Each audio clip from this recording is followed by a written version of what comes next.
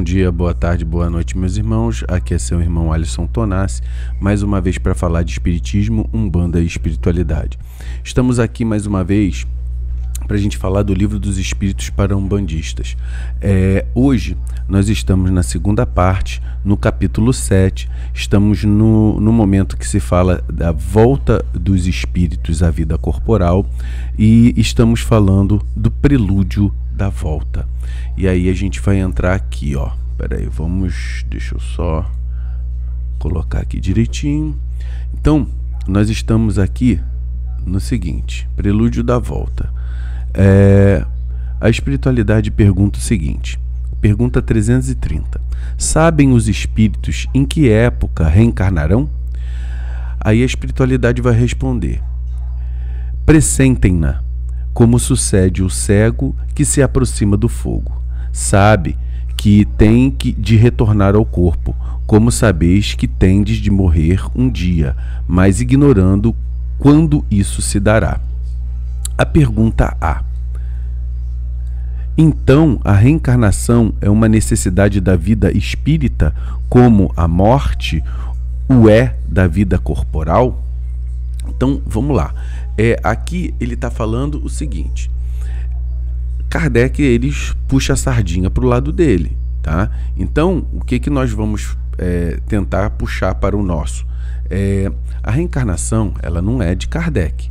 A reencarnação, ela é um fenômeno natural. Nós que somos reencarnacionistas, assim como várias outras religiões, nós tomamos que a reencarnação é um fato natural, que o espírito necessita do retorno na vida corporal. Então, Kardec pergunta para a espiritualidade como é que o espírito está lá no mundo espiritual e como é que acontece dele ter que reencarnar. Aí a espiritualidade responde, olha, ele sabe como um cego se aproxima do fogo. É uma alusão, né, que é um pressentimento. Ele tem a percepção, algo interno nele começa a querer manifestar esse desejo, vamos colocar assim. E aí a espiritualidade também pergunta, poxa, mas então a reencarnação é uma necessidade? Aí a espiritualidade responde que sim, é uma necessidade. Aí ele vai aqui para a pergunta 331, né? Vamos lá. Pergunta 331. Todos os espíritos se preocupam com a reencarnação? Muitos há que em tal coisa não pensam, que nem sequer compreendem. Dependem de estarem mais ou menos adiantados. Para uns, a incerteza em que se acham do futuro que os aguarda constitui punição. É tudo para Kardec esse negócio de punição, né, gente? Então deixa eu voltar aqui. Eu não gosto desta palavra punição. Eu acredito aqui que onde ele coloca punição, poderia falar assim, ó, isso é uma ignorância. Da mesma forma que a gente não sabe que quando a gente vai morrer, a gente também não sabe quando vai reencarnar.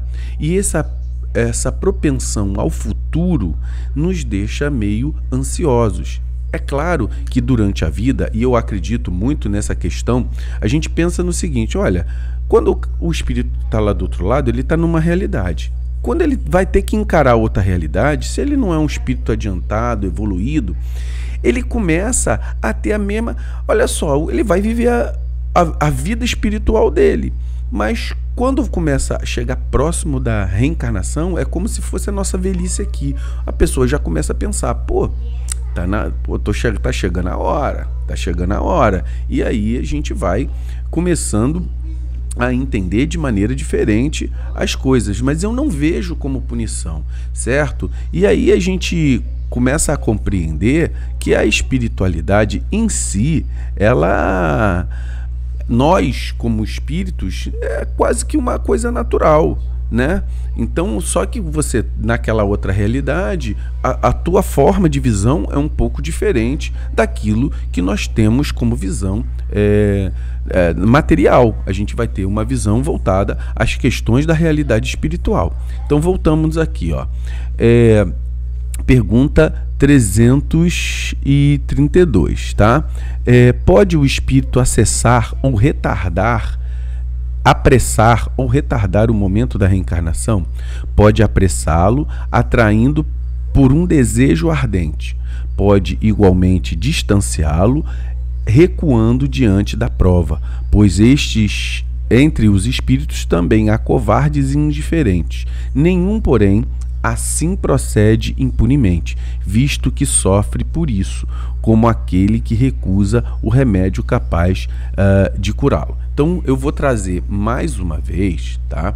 Eu vou trazer mais uma vez o pensamento do seguinte: nós estamos dentro da nossa vida material. Dentro desse processo da vida material, nós vamos chegando na nossa velhice. A gente sabe que isso vai acontecer. Isso aí é inexorável. Isso vai acontecer independente da nossa vontade. E dentro desse processo que vai acontecer independente da nossa vontade, chega um momento que, por exemplo, eu posso permanecer vivo tendo uma vida saudável, tendo atitudes que me mantêm mais equilibrados na minha vida orgânica. No mundo espiritual a mesma coisa, só que isso lá no mundo espiritual ocorre mais pela questão do pensamento, tá? Então, o desejo de reencarnar faz com que o espírito tenha a disponibilidade da reencarnação. O não desejo de reencarnar dá-se o mesmo, afasta um pouco, mas vai chegar um ponto que é inexorável, que vai acontecer, tá? Então, deixa eu colocar aqui. Então, vamos lá. Pergunta 333. Pergunta 333. Se considerasse bastante feliz numa condição mediana entre os espíritos errantes não são os que erram, são aqueles que estão no mundo espiritual, e conseguintemente não ambicionasse elevar-se, poderia um espírito prolongar indefinidamente esse estado? Aí a espiritualidade responde: indefinidamente não.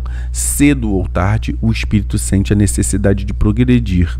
Todos têm que se elevar, esse é o destino de todos. Então, o seguinte, quando eles falam aqui que o espírito ele tem que progredir, é uma questão, é aquilo que eu falei. A gente pode deixar de morrer? Não. Então, se a gente não tem como deixar de morrer, os espíritos não têm como deixar de reencarnar. É claro que a mudança espiritual, que depende da vontade, do desejo, tem como se prolongar ou como adiar um pouco, mas isso não vai mudar nada em relação às questões da necessidade. Uma hora acontece e dentro do acontecimento vai haver a necessidade da reencarnação e essa reencarnação vai acontecer cedo ou tarde, tá? Então, pergunta 334. A predestinação na união da alma com tal ou tal corpo, ou só a última hora é feita a escolha do corpo que ele tomará? O espírito é sempre destinado de antemão, tendo escolhido a prova a que queira submeter-se, pede para encarnar. Ora, Deus, que tudo sabe e vê, já antecipadamente sabia e vira que tal espírito se uniria a tal corpo. Então, ele diz aqui o seguinte, olha, o espírito,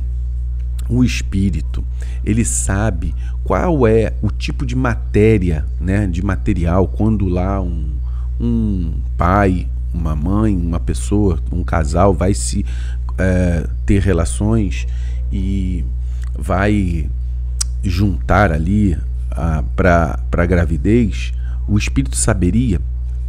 Aí ele não diz como, né? Mas a gente tem algumas noções que há uma ligação entre os espíritos que vão conceber aquele novo ser, há uma ligação. Essa ligação, mediante a necessidade de sua prova, há uma observação da genética que ali está. Dentro dessa genética existem espíritos especializados que fazem esse acoplamento de determinados genes para poder manifestar o grau de necessidade de aptidões. E, por exemplo, na reencarnação, você vem com a aptidão da mediunidade.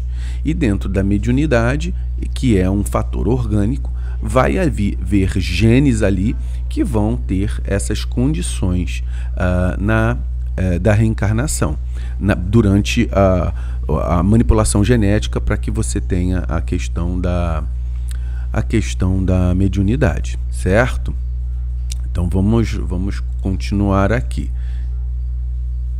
Pergunta 335. Cabe ao espírito a escolha do corpo em que encarne ou somente do gênero de vida que lhe sirva de prova? Ou seja, o espírito pode escolher o tipo de corpo que ele vai habitar, né? As condições do corpo que ele vai habitar, se é bonito, se é feio, se tem olhos azuis, se é alto, tem força física, se não tem, se tem habilidade para tal e tal circunstância, ou só pode dizer o tipo de vida que ele vai viver? Aí a espiritualidade vai responder: pode também escolher o corpo, porquanto as imperfeições que este apresenta serão para o espírito provas que lhe auxiliarão o progresso. Se vencer os obstáculos que delas lhe advenham, a escolha, porém, que lhe advenham. A escolha, porém, nem sempre depende dele, mas isso não obsta a que peça que o seu corpo seja tal ou qual. Ou seja, ele quer dizer o seguinte: o espírito, ele, às vezes, ele necessita, porque, por exemplo, eu vou dizer o meu caso. Eu vim com hipertensão, diabetes, labirintite, então cheio de coisas. São alterações que me restringem a alimentação. Eu tenho que tomar determinados tipos de remédio e tenho que ter uma vida mais regrada. Vamos colocar aqui. Então, por que eu tenho que viver uma vida mais regrada?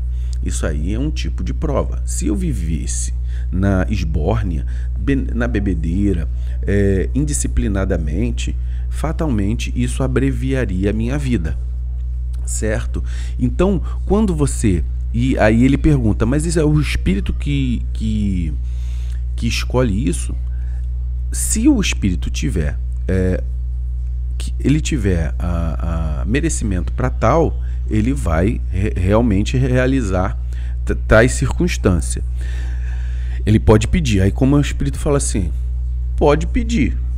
Agora, se vai realizar, isso vai depender muito da disponibilidade que aqueles trabalhadores que vão trabalhar durante a reencarnação, da necessidade dele, vão permitir ou não, certo? Então, a escolha depende ou não da pessoa, se houver necessidade ou não, mediante vamos colocar aqui, aos emissários de Xangô, que vão pesar na balança da justiça o que é necessário para que ocorra durante a prova, né? Uma prova não, mas a necessidade da reencarnação daquela pessoa. Então, aí ele dá continuidade aqui, ó. Vamos lá. Vamos lá. Poderia o espírito recusar na última hora tomar o corpo por ele escolhido? Aí ele fala: se recusasse, sofreria muito mais do que aquele que não tentasse prova alguma. Então, assim, ele aqui não responde, a espiritualidade não responde. Mas a gente sabe que existem espíritos que recusam, e muitas vezes ocorrem aqueles abortos espontâneos, né, em que o espírito, mediante a prova, ele mete o pé. Meteu o pé, deixa o corpo lá e se desconecta, tá? Então pode acontecer sim, tá? Mas provavelmente ele vai responder numa outra pergunta, tá? Vamos lá. Aí ele fala assim: poderia dar-se não haver espírito que acessasse encarnar numa criança que houvesse de nascer? Aí ele responde, quer dizer, será que um corpo pode existir sem espírito ali? Deus a isso proveria, ou seja, não, tá? Deus colocaria um espírito naquele corpo.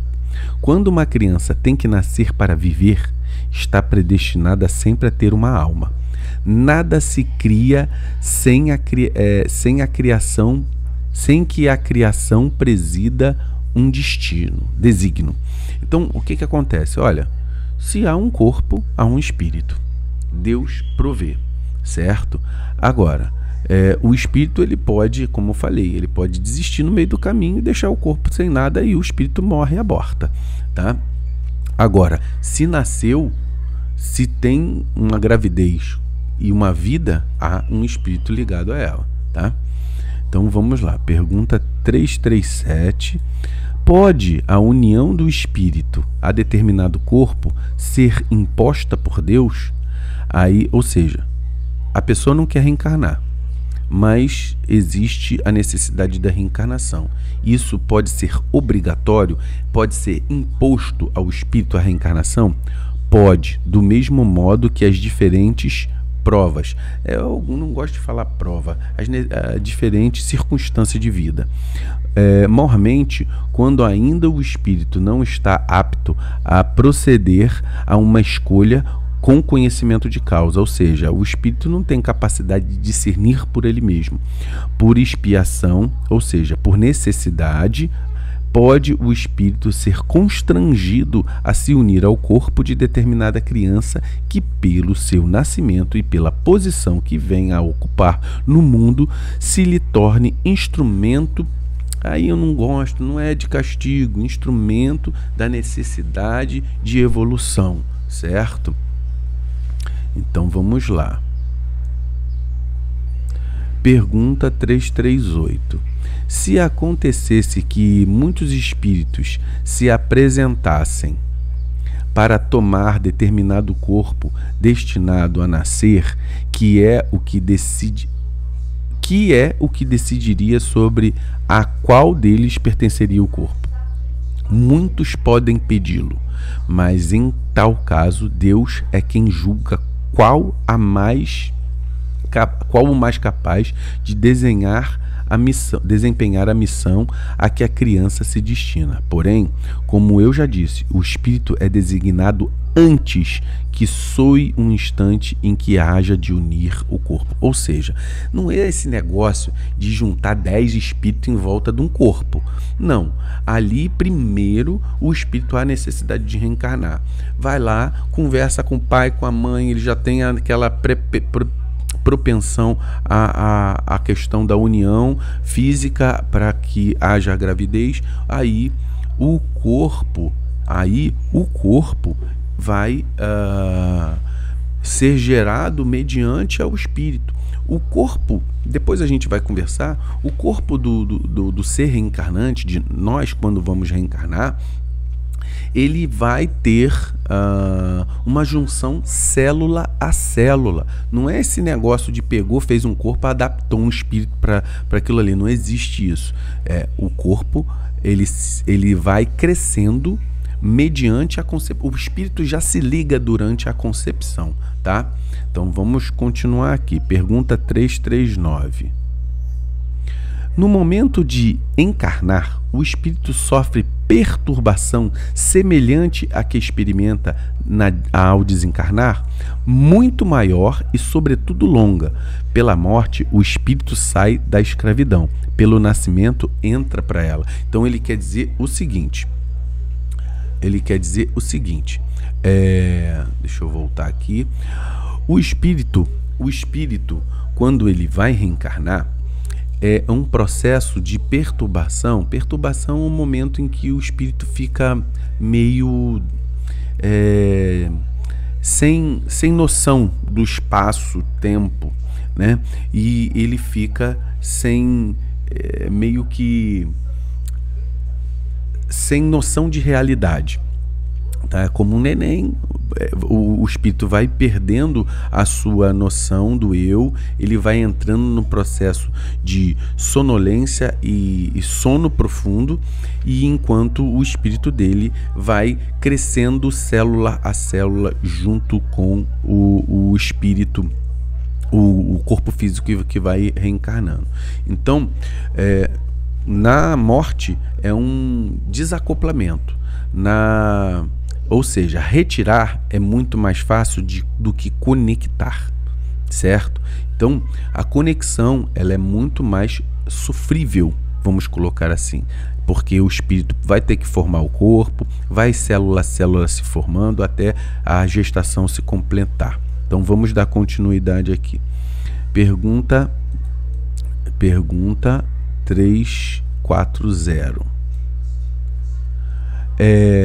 Vamos lá. É solene para o espírito o instante da sua reencarnação? Pratica ele esse ato considerando-o sério e importante? Procede como viajante que embarca para uma travessia perigosa e que não sabe se encontrará ou não a morte nas ondas que se decide afrontar. Aqui é uma linguagem muito bonitinha, mas isso aqui quer dizer o seguinte: depende da capacidade do espírito. Se ele tem uma visão e uma coragem, beleza. Se ele é vacilante, ele vai ficar com medo, como todos nós ficaríamos com medo, certo? Aqui, ó, ele continua. O viajante que embarca sabe a que perigo se lança, mas não sabe se naufragará. O mesmo se dá com o espírito. Conhece o gênero de provas a que se submete, mas não sabe se sucumbirá. Assim como para o espírito a morte do corpo é uma espécie de renascimento, a reencarnação é uma espécie de morte, ou antes de exílio de clausura. Ele deixa o mundo dos espíritos pelo mundo corporal, como o homem deixa este mundo para aquele. Sabe que reencarnará, como o homem sabe que morrerá. Mas como este com relação à morte, o espírito só num instante supremo, quando chegou ao momento exigido, tem consciência de que vai reencarnar. Então, qual do homem em agonia? Dele se apodera a perturbação, que se prolonga até que a nova existência se ache claramente formada. A aproximação do momento de reencarnar sente uma espécie de agonia. Deixa eu voltar aqui. É como a gente tá falando, né, cara?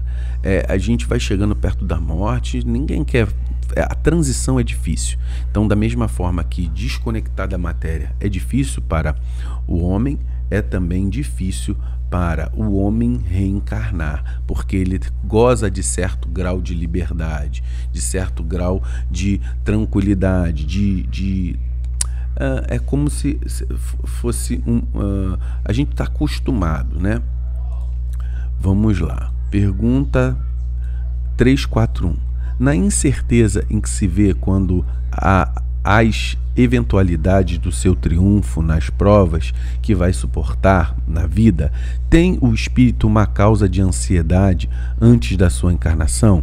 De ansiedade bem grande, pois que as provas da sua existência o retardarão ou farão avançar conforme suporte. Então, é aquele negócio. O que acontece? Poxa, você fica ansioso, você vai fazer uma prova, né? Você sabe que você vai ter determinadas vivências e essas vivências vai fazer você evoluir. Muitas vezes você fica ansioso. Pô, eu vou fazer, eu me preparei para isso, eu Pô, tô tentando fazer as melhores coisas, mas será que vai dar certo quando eu chegar lá? Isso aí é comum para qualquer pessoa. Vamos botar aqui, uma pessoa vai fazer uma cirurgia, tem confiança no médico. Poxa, mas na hora que tu tá deitado ali na mesa cirúrgica, por mais que você tenha confiança, você vai ficar ansioso. É normal, tá? Então, vamos lá. Pergunta 342. No momento de reencarnar, o espírito se acha acompanhado de outros espíritos, seus amigos, que vêm assistir a sua partida do mundo incorpóreo, como vem recebê-lo quando para lá volta? Depende da esfera a que pertença. Se já está nas em que reina a afeição, os espíritos que o amam acompanham-no até o último momento, animam e mesmo lhe seguem, muitas vezes, os passos pela vida afora. Ou seja, ele está dizendo o seguinte: você tem amigo lá? Se você tem amigo lá, essas pessoas vão te acompanhar. Se você vive num mundo de inimizade, de briga, ou seja, os espíritos inferiores que estão no meio de relações de interesse, provavelmente não, tá? Então vamos voltar aqui e a última pergunta, 343. Vamos lá, pergunta 343. Os espíritos amigos que nos seguem os passos na vida serão talvez os que vemos em sonho, que nos testemunham o afeto e que se nos apresentam como semblantes desconhecidos? Muito frequentemente são. Eles vos vêm visitar como ides visitar um encarcerado. Então, o que ele está falando aqui? Que nós temos afeições no mundo espiritual. Essas afeições são os nossos mentores, são pessoas que muitas vezes vêm trabalhar conosco, manifestando muitas vezes dentro da nossa religião como um guia de cabeça, um guia de trabalho, um orientador espiritual, manifesto através de um caboclo, preto velho, criança, erê, criança, um exu, uma pombagira, um marinheiro, baiano, boiadeiro e assim sucessivamente, cigano.